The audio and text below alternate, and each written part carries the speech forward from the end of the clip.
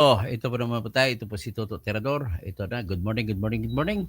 At good afternoon na pala. Good afternoon.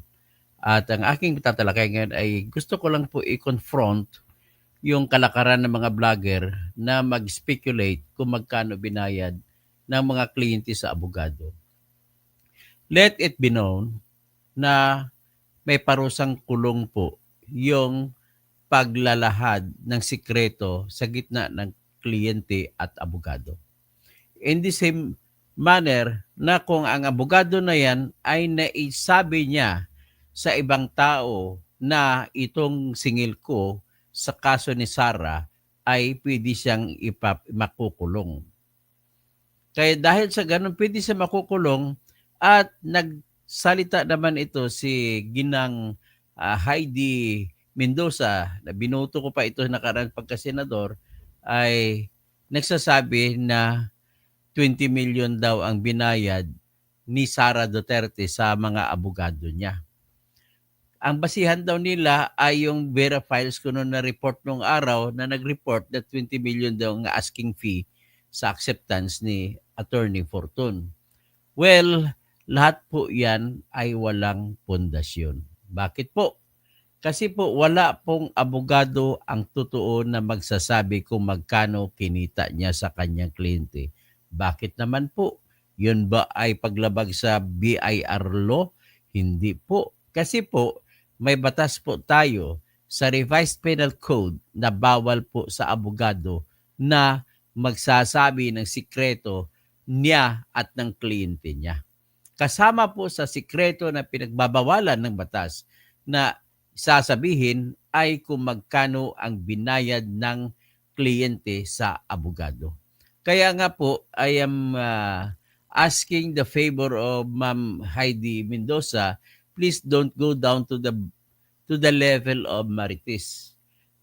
Mahirap po 'yun, mag-speculate kayo. Wala naman po kayong katibayan na 20 million nga binayad ni Sara Duterte sa mga abogado diyan na 16. Sa 16 na abogado diyan ay iba diyan yung kanyang sariling abogado na dati niya si Attorney Pua, tsaka si isang abogado na the spokesman niya sa Department of Education, sa Office of the Vice President. Ang akin lang pong edukasyon o reaction lang dito kasi napabalita ni Vlogcaster Armandin na sinasabi ni Heidi Mendoza na 20 million daw binayad ni Sara Duterte sa kanyang mga abogado. So whatever it is still possible na yan amount niya. Pero ang akin lang po, daw lang po kasi po ay makukulong po kayo sa pagbubulgar kung magkano ibinayad ng kliyente sa abogado. Kasama po yan sa mga sikreto na pinagbabawalan na sasabihin. Ito naman po kasi, ang ating batas po sa Revised Penal Code ay nagpaparusa sa mga nagbubulgar ng mga sikreto sa gitna ng abogado at kliyente sapagkat po may encourage ng batas natin ang lahat ng mga may kaso na magsasabi ng totoo sa kanilang abogado. At sa desisyon po ng Supreme Court, kasama po sa sikreto na hindi dapat sasabihin ay ang pagbabayad kung magkano ang ibinayad ng isang kliyente sa kanyang abogado. Kaya nga po, ito naman po, nanghuhula naman ito parang nanghula si Ma'am Heidi Mendoza. Please po, huwag ka pong magsalita ng tungkol dyan. Bakit wala na po ba kayong issue na lehitimo para laban kay Sara at pinag-usapan nyo ngayon yung tinatawag na magkano binayad ni Sara sa mga abogado niya? To repeat, please refrain from dwelling into the attorney's fees ng mga kliyente sa kanilang mga abogado. Kahit kriminal pa po yung kliyente, bawal po yan. Pwede po tayo makulong kung mapatunayan na may isang tao na naglabag sa kanyang sumpa bilang abogado at sinabi kay Ma'am Heidi Mendoza ay pati si Ma'am Heidi Mendoza ay makukulong sapagkat parang siya ang ginamit na bihikulo para maisabi sa publiko.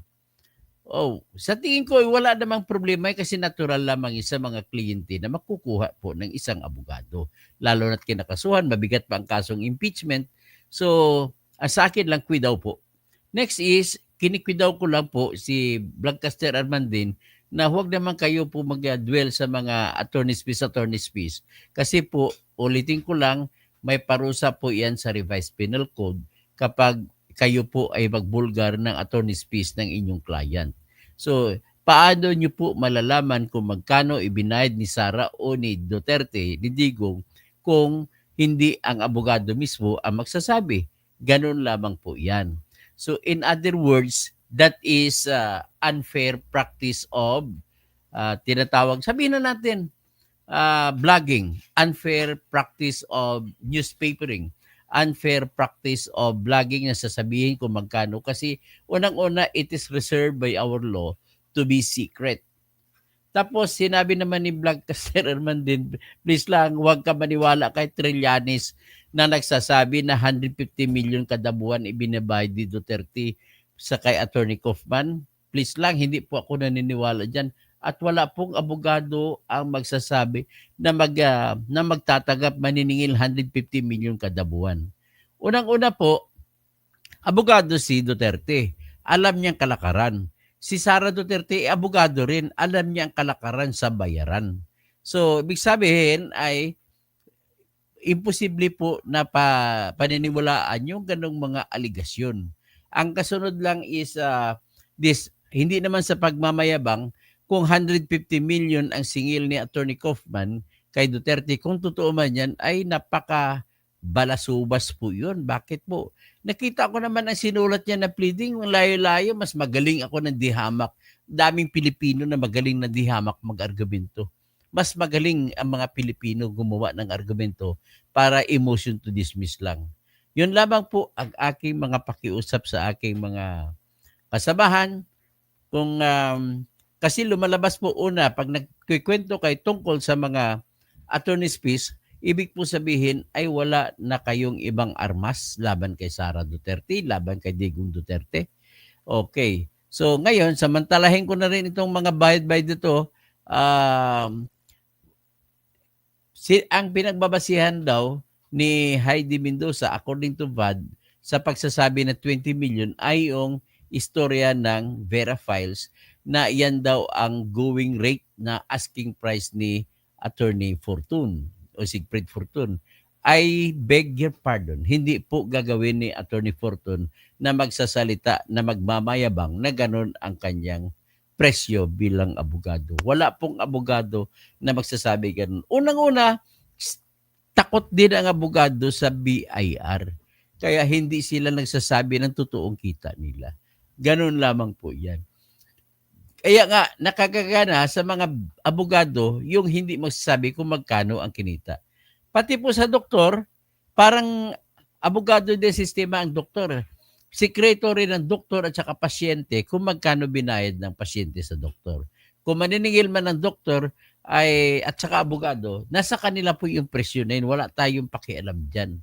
Pero sa akin lang ay napaka-impossible dream naman para sabihin at gagamitin yung issue laban kay Duterte, laban kay Sara, na si Duterte ay nagbabayad ng 150 million na lawyer's fee kay Attorney Kaufman ayon kay Trillanes ko, no? Si Trillanes, kaibigan, magiging circumspect naman kayo if you ever try to pronounce anything else.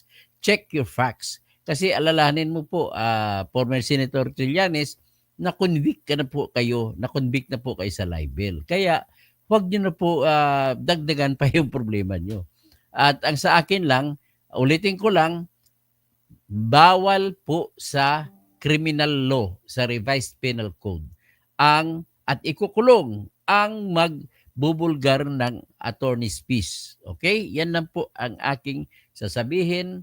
At please, you'll bring up your arguments to the higher level. Marites kasi na kwento po yan kapag sinasabi patungkol po sa attorney's fees. Marites, maliban sa bawal yan sa batas, ay marites na kwento po yan. Yan lang po ang sa aking kwidaw dito. Let us talk on the higher level of issues sa evidence ng against the against Sara Duterte on the crimes or on the accusations filed against her and against the Duterte na tatay niya. Let us use evidence. Let us not use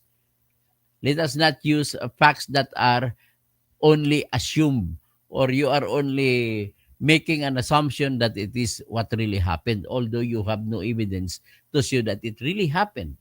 Yan lang po sa akin na pakiusap sa inyo. Okay? Diyan lang po at ulitin ko lang po, I want just to point big stress na imposible po, wala pong abogado na naniningil ng 150 million kada buwan sa kahit sinong kliyente. Tanungin nyo lahat ng abogado kung okay lang sa kanila magsasabi, wala po.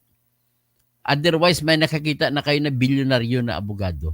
Wala po, para tayo nakikitang bilyonaryo na abogado kagaya ni Villar, kagaya po ni Razon, kung kagaya si Henry C., mas malaki po ang kinikita sa negosyo. Ang mga abogado po, no matter how bad they are in the impression of the public, kasi ang nagdinidepensa nila ay mga kriminal na talagang sa tingin ng publiko ay karumal-dumal, well, hindi po natin makukonvict ang mga karumal-dumal na kriminal kung wala silang abogado. That's why, give it to them. That is the right of the accused. Sa ilalim ng konstitusyon na magkakaroon po ng abogado.